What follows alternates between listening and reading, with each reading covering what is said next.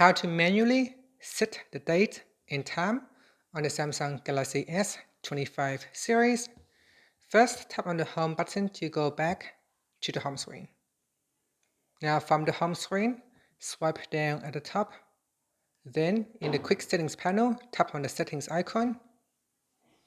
Once you're in the settings page, scroll down, then tap on General Management.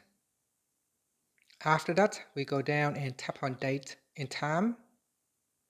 Now at the top here, make sure you tap on the Automatic Date and Time toggle button to switch it off.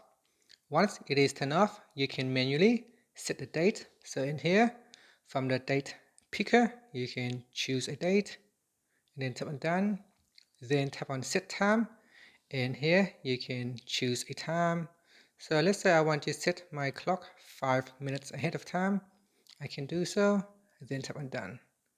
And that's it. That is how you can manually set the date and time on the Samsung Galaxy S25 series. Thank you for watching this video.